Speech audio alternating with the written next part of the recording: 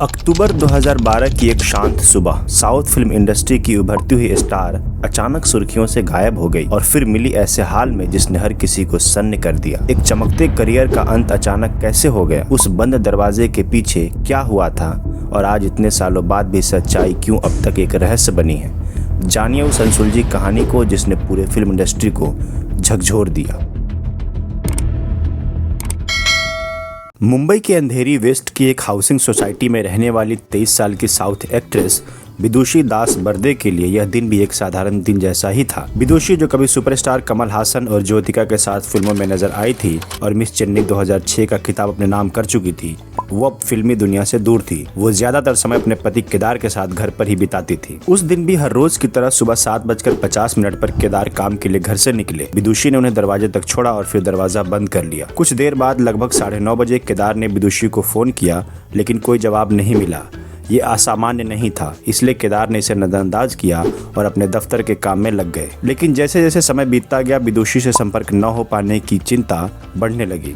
दोपहर के समय केदार ने फिर से फोन मिलाया, पर अब भी कोई जवाब नहीं मिला। बार बार कॉल करने के बावजूद जब विदुषी ने फोन न उठाया, न कोई मैसेज दिखा, तो केदार बेचैन हो गए। आखिरकार शाम 8 बजे जब वह घर लौटे तो अजीब सा सन्नाटा घर के दरवाजे पर उनका इंतजार कर रहा था। उन्होंने डोरबेल बजाई, लेकिन अंदर से कोई जवाब नहीं आया। अंदर से सिर्फ टीवी की आवाज सुनाई दे रही थी। काफी इंतजार के बाद उन्होंने डुप्लीकेट चाबी से दरवाजा खोला। घर में कदम रखते ही जो नजारा उन्होंने देखा, उसने उनके पैरों तले जमीन खिसका दी। गलियारे में विदुषी की खून से सनी हुई लाश पड़ी थी। उनके चेहरे और गले पर शीशे के टुकड़ों से बने गहरे जख्म थे। इस मंजर ने केदार को हिला कर रख दिया। वह तुरंत मकान मालिक की मदद से विदुषी को अस्पताल लेकर भागे, लेकिन डॉक्टर ने विदुषी को मृत घोषित कर दिया।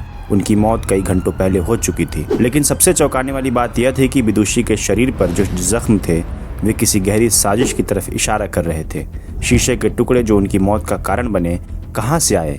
क्या यह किसी दुर्घटना का नतीजा था या फिर किसी जानलेवा मंसूबे का अंजाम? मुंबई पुलिस ने मामले की गहराई से जांच शुरू की। पोस्टमार्टम रिपोर्ट से पता चला कि विदुषी की मौत अत्यधिक खून बहने और गले पर गहरे कट के कारण हुई थी। उनके नाखून और बाल फॉरेंसिक जांच के लिए भेजे गए। पुलिस ने बारीकी से घटनास्थल का निरीक्षण किया और वहां टूटे हुए शीशे के टुकड़े मिले, लेकिन वह अलमारी जिसका शीशा टूटा था उस पर खून के निशान नहीं थे। फिर सवाल उठा, अगर यह दुर्घटना थी तो खून वहां कैसे नहीं फैला, और अगर यह हत्या थी तो दरवाजा अंदर से बंद कैसे था?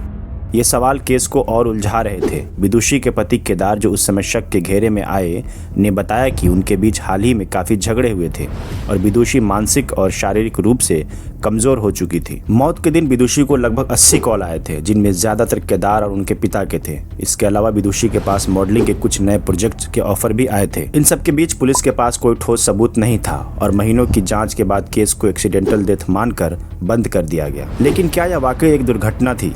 क्या विदुषी किसी गहरी साजिश का शिकार हुई थी? पुलिस की फाइलें बंद हो गई, लेकिन सवाल आज भी खुले हैं। विदुषी की मौत एक अनसुलझी गुत्थी बनकर रह गई, जिसे 12 साल बाद भी कोई सुलझा नहीं सका।